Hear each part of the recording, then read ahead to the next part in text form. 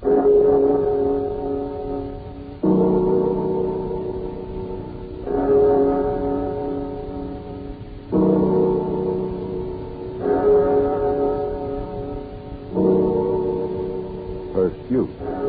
A criminal strikes and fades quickly back into the shadows of his own dark world. And then, the man from Scotland Yard, the famous Inspector Peter Black, and the dangerous, relentless Pursuit. When man hunts man.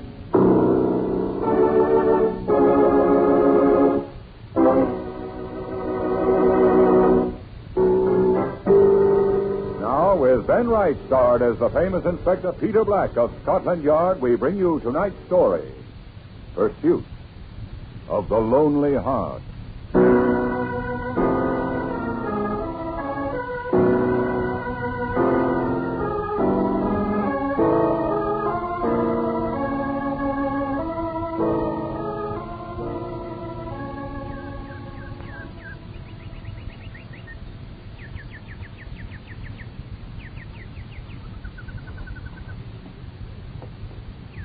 Good morning, sir.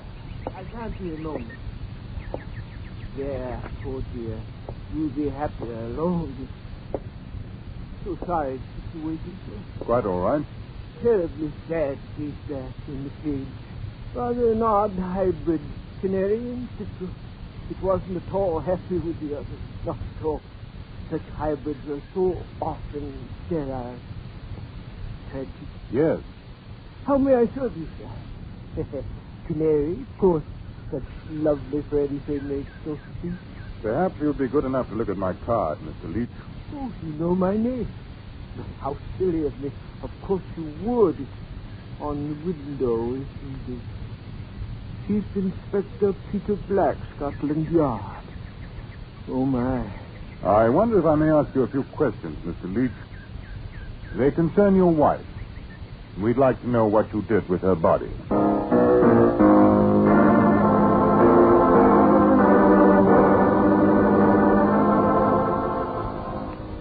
He was rather an extraordinary little man, quite round, with an angelic face crowned by a fringe of fine white hair. He was obviously the kindest old man in the world. And unfortunately, Scotland Yard also suspected that he'd murdered his wife, Esther Leach, 2 years before. There'd been no concrete evidence, only the woman's sudden disappearance. That and accumulated testimonies and clues gathered over a period of time. Therefore, there was no choice but to take him down to the yard for questioning. This is a terrifying experience, Inspector. Terrifying. Do sit down, Mr. Leach.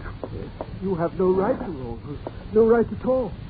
This shocking accusation, no right at all. You are not under arrest, Mr. Leach.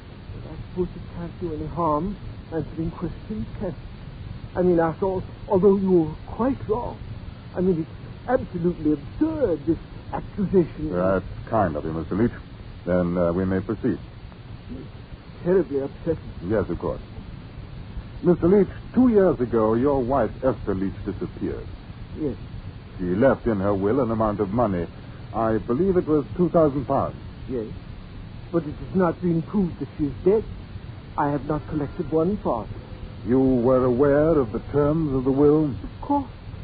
As she was aware of the terms of mine. Uh-huh. Now, where did you meet your wife? Through a club, as it were. Souls in distress. They advertise, you know. But perfectly respectable. Yes, I'm sure of it. Mr. Leach, several of your neighbors have testified that on the last night Esther Leach was seen alive, a violent quarrel took place at your home. Nothing of the sort. I deny. Lovers quarrel, perhaps, but violent? No. And at the inquest you stated that she left the following morning to take a holiday. Exactly. Esther was a strong woman. She felt that we needed to be apart for a few days in order to replenish our souls. Hmm. She didn't tell you where she was going? No. And yet for 3 months you didn't feel it necessary to notify the police when she didn't return? No. We were adults. Her need to stay from my side was understandable. She wrote to you? From time to time. Would you have those letters? They were penny postcards, and I destroyed them. When I realized she'd deserted me, I had no wish to commune with the past. Well, where were the cards posted from? A great many places. Esther was a wanderer. Plymouth, Torquay, Bournemouth, a great many places. She never gave an address. Yes, I see. Well, tell me, Mr. Leach, did your wife own your shop and the flat above before your marriage? We were a partnership. Before you married? She owned it. I think that'll be all for the present. Unless you have something to add. Nothing in fact. Nothing at all, except that I am shocked to think you suspect me of doing an injury to my wife. You will hear from my solicitor. Good morning.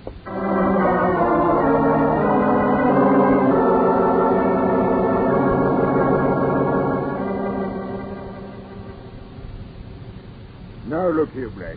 I took Adamson off the case because he wasn't making progress. Now you tell me that I made the mistake. You asked me, sir. All right. What would you have done? Well, I would have gone on where Adamson left off. Kept a watch on Leach. Not let him know we suspected. Well, obviously too late for that. Yes, sir. Blast it, man. We've got to do something. If the fellow's a murderer, he's been laughing at it for 2 years. I'll do what I can, Commissioner. I want the body found. That's what I want. And I want Leach. If he's our man, sir, you'll get him. What do you mean? If he's our man. Well, as I told you, sir, he didn't admit to the charge. So until I can obtain the necessary proof, there's always a slight chance that he did not kill his wife. Poppycock, the man's guilty. Want me to arrest him? Well, you know we can't do that. Insufficient evidence. Exactly, sir. I'm sorry. All right. I'm not myself today. Liverish. I know, sir. I feel just about the same. I had bloaters for breakfast.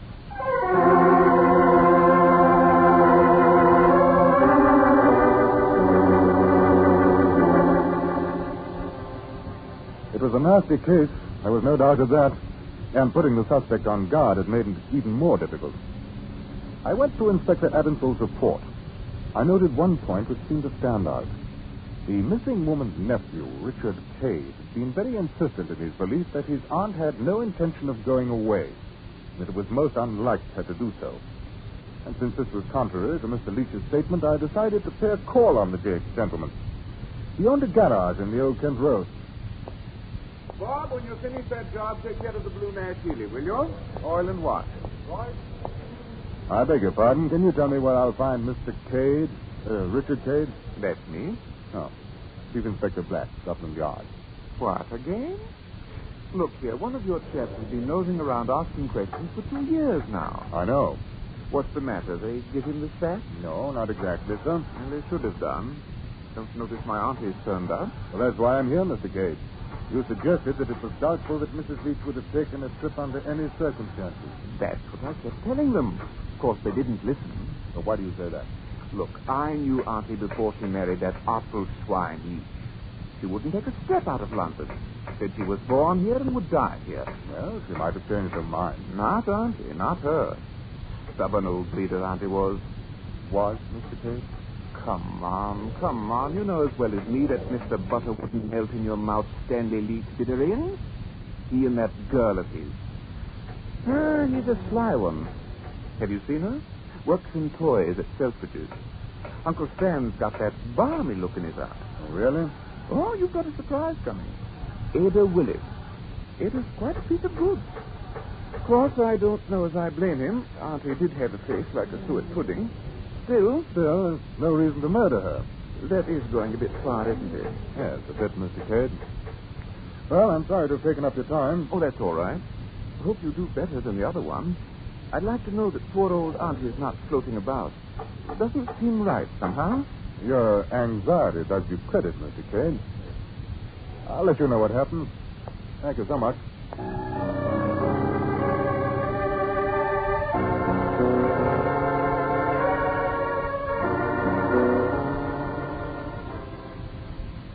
This was something that had not been in Adamson's report. A girl, Ada Willis. That piece of information from the morning nephew I hoped would bring us a step closer to the murderer. So I went to Selfridge's and to the toy department. It was early afternoon, and the floor wasn't crowded. A girl at the Meccano counter pointed out Ada Willis to me. She was winding a tiny mechanical doll when I saw her. And I remember how extraordinarily beautiful her hands were. Miss Willis wasn't quite what I had expected.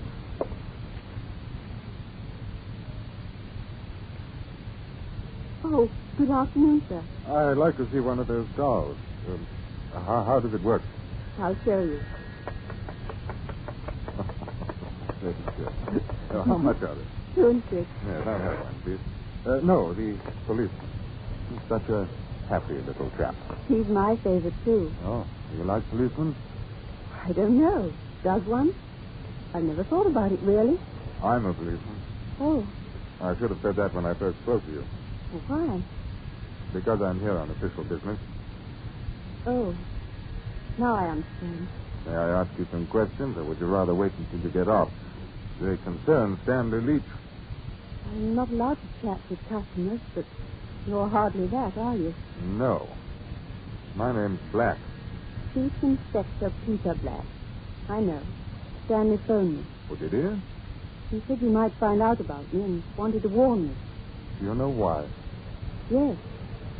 You think he murdered his wife. Oh, he told you about that. Oh, yes, some time ago. And I expect you believe that I had something to do with it, too. Did you? No. Is Leach planning to marry you? Yes. May and December. It's rather funny, isn't it? Are you going to marry him? If I have to. If you have to. Yes. Unless I can find out what I want before that happens. I'm not sure that I follow you. You suspect that Stanley killed his wife. Well, I know that he did. And I'll marry him if I have to prove it. Now, do you understand?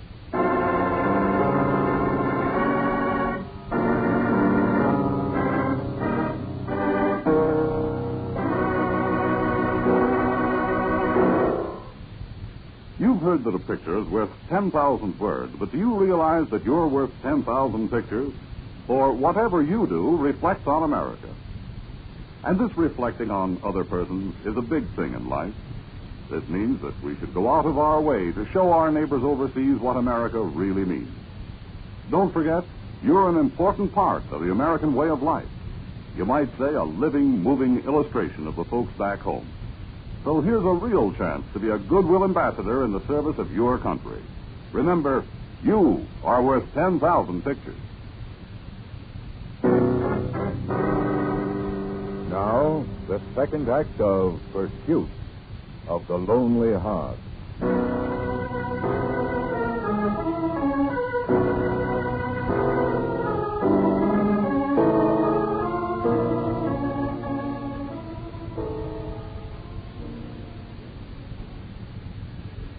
You say that you know Stanley Leach killed his wife? Yes. But you have no proof. Mrs. Leach's body's the proof. Someday I'll find out what he did with it. Why is it so important to you? I don't think I want to answer that. Well, you want to help the police learn the truth, don't you? I'm more interested in finding out myself. You haven't done much for 2 years. Will you tell me one thing?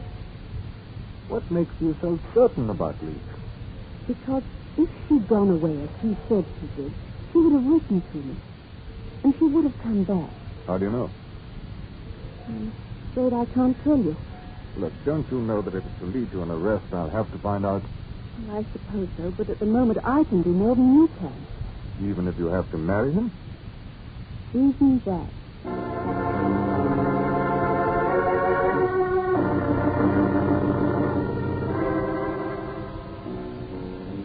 At that point, there was no earthly use in warning Miss Willis that from her testimony she could be held as a material witness. In the first place, I knew that she'd be uncooperative. And in the second, it would only serve to give further warning to Stanley Leach, if he was our man. I returned to the yard, and in my office, I once again went over Inspector Adamsell's report on the case. But there was a diminutive mechanical policeman on my desk. I found myself thinking of the toy department in Selfridge's. And so I made inquiries concerning Miss Ada Willis. And I learned a number of things, but not enough.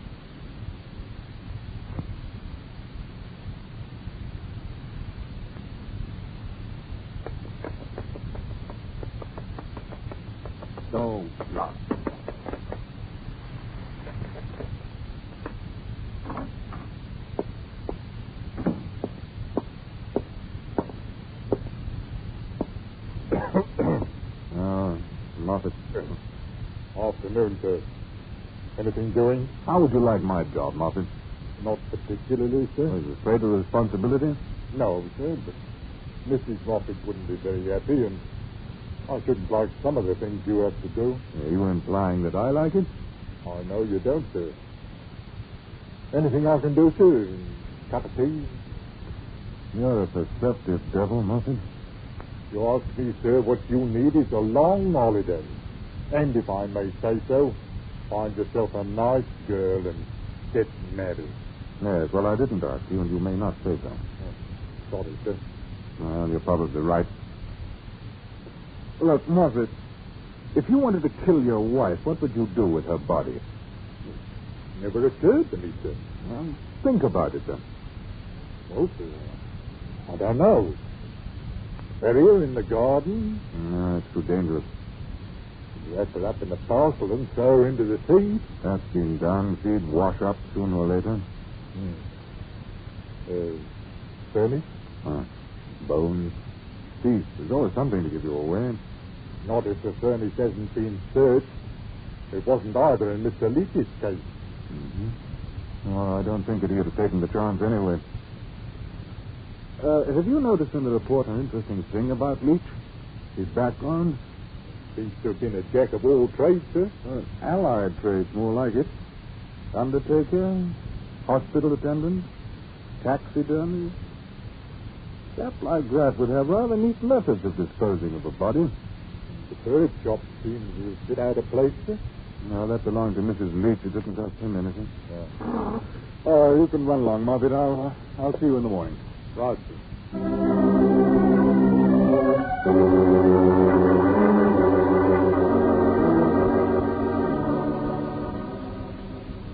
During the next week, I went over every piece of information which had been gathered in the 2 years following Esther Leach's disappearance.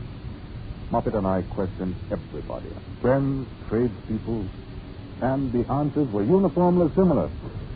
Each one suspected, swore, and made direct accusations, but not one could give the slightest thread of evidence. I finally came to the next-door neighbor who claimed to have heard sounds of a violent quarrel between the Leaches. He was a middle-aged man who lived alone, and he had the appearance of a witness who would not be prone to exaggeration or malicious gossip. I don't know much that I can tell you, Inspector. 2 years ago now, I gave my evidence to that other chap, Adamsell, wasn't it? Yes, Mr. Palmer. Still, if you don't mind, I should like you to refresh your memory. Do my best. In your testimony, you stated that the only phrase you were able to hear clearly was, "I won't have it in the house." Is that correct? That's right. Police kept saying it over and over. Well, about how long would you say the argument kept up? Oh, I don't know. Half, 3/4 of an hour. I mind my own business, Inspector. Yeah, in this instance, Mr. Palmer, I'm rather sorry that you did. And tell me, did you know Mrs. Leach very well before she married? She'd have a word or two. Nice woman, I'd say. A bit sentimental. I suppose that came of loneliness. Would you say that until the time you heard the quarrel, they were happy together? Yes, I'd say that. Mr. Brown, would you please think very carefully before you answer? Did anything at all out of the ordinary take place next door after Mrs. Leach was missing? Either something you may have seen in the shop, or heard from the flat, in the garden, possibly. I'm not quite sure what would be out of the ordinary. Digging at night. Hammering. Unusual amounts of smoke from the chimney. Anything? No, I don't think so. All right.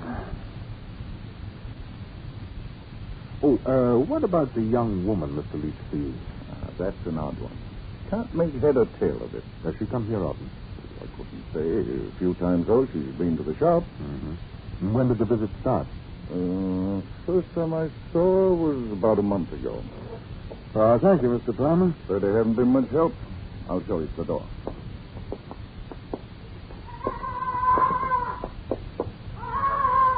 Hello, what's that? Parrot. Leach keeps it upstairs in the flat. Used to belong to her. Oh. How's it, It reminds me of something. What? Must have been a couple of days or so after Mrs. Leach had gone. I remember it was about 10 o'clock. The parish screamed like that. Then about 2 minutes later, Leach knocked on the door. He burned his finger, wanted something to put on it. Was it a bad burn, Mr. Palmer? Yeah, quite nasty. Could it have been caused by acid, sir? I don't know. Is that different? To a doctor, yes. He said he burned it on the stove. But he must have kept his finger there for a long time to get it looking that way. Didn't seem important enough to tell the police, though, and I forgot. Ah. That's exactly what I meant, Mr. Palmer. Thank you very much indeed.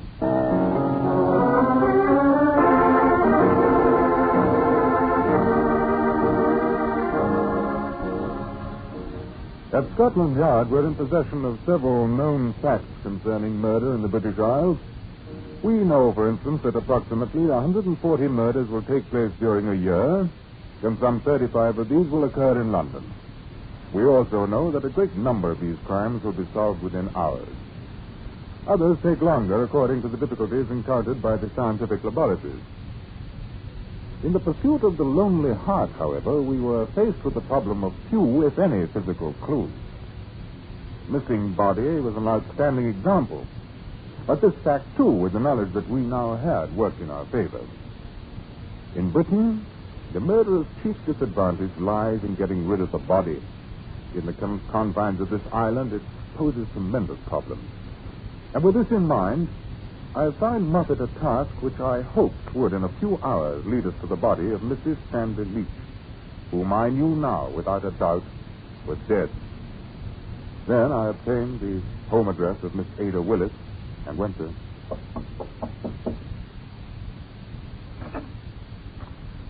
Good evening, Miss Willis. May I come in for a moment? I'm going out in a little while. Well, I shan't keep you long. Thank you. Won't you sit down? Thank you. Miss Willis, will you tell me the truth now? What is it that you know about Mrs. Leach? Why are you so positive that she was murdered? I won't tell you. Because you're afraid? No. That's a lovely portrait. Yes, your baby, Miss Willis? No, a nephew. Quite a resemblance. My sister. You haven't got a sister, nor a brother. You're unmarried, and you've been divorced for 3 years. I've got to go out now. An appointment with Stanley Leach. Perhaps. I think you'd better tell me everything. You see, we know a good deal already. It'll make it easier, I think.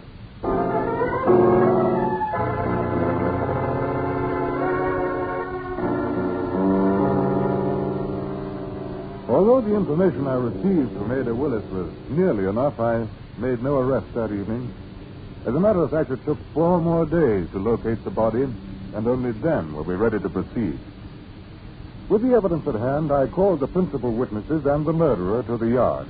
Now, this wasn't done for the sake of a dramatic accusation, but rather with the hope that, confronted by absolute proof, the killer would make a confession, thereby saving the court a considerable amount of money. You ready, sir? Right, Moffat. Bring him in. Come in, please.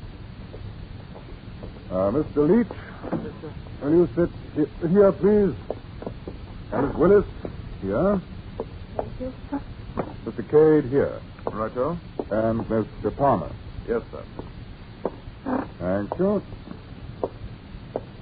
Now, to begin with, Mr. Leach, we know that your wife is dead. Oh, my. Due to the circumstances surrounding her disappearance, certain accusations have been leveled against you. I know. Unkind, terrible accusation. And Mr. Cade, you stated that your aunt would never have taken a trip away from London. That's right. Auntie hated to travel. Never did. Oh, but you're mistaken. She did. She did go. Very well. Mr. Palmer, you testified that you heard a quarrel, that the words were not distinguishable except for one phrase. I won't have it in the house. That's what he said over and over. Mr. Leach, would you care to tell me what it referred to? I don't quite remember, but... Could it have been a baby?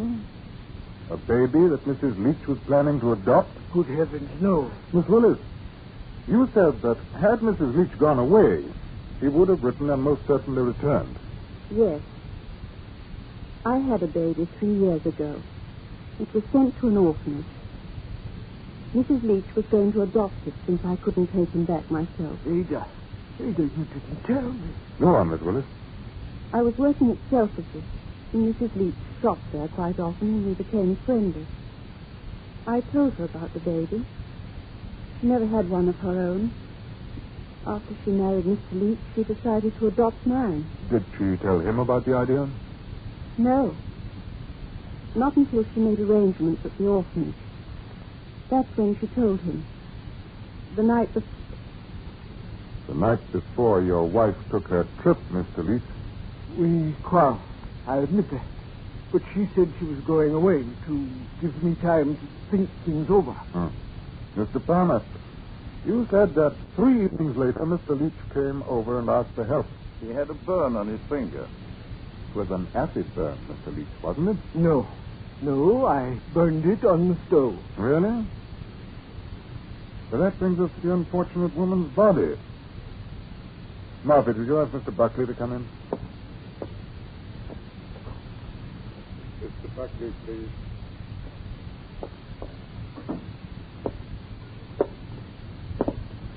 Mr. Buckley, do you recognize any one of the persons seated here? That gentleman. Mr. Leach? Yes, sir. Will you tell what you know? Well, near as I remember, about a year and 10 months ago, he asked me if I'd be interested in buying something for the studio. You done business with him before? Oh, yes. When he was in the taxidermist business, we used to purchase animals and such like. Your studio is a film company. That's right. I'm in property department. Go on. Mr. Leach said he acquired a nice skeleton specimen. Oh, no. All right, Margaret. Let him go. Now, Mr. Buckley, you bought the skeleton? Yes, sir. I have the bill of sale. Well, Mr. Leach? You couldn't. The dental work in the skull was identified. It was Mrs. Leach. Yesterday, your workroom was examined. Wire and other substances were found and exactly matched the materials used in the skeleton. Not well. I shall ask to be excused. You married her for her money. You quarreled when she proposed the adoption and in a fit of anger killed her. I didn't mean to kill her. It was an accident. She was a good woman. Stanley Leach, you're not obliged to say anything unless you wish to do so, but whatever you say will be taken down in writing and may be given in evidence. Take him away, Martin.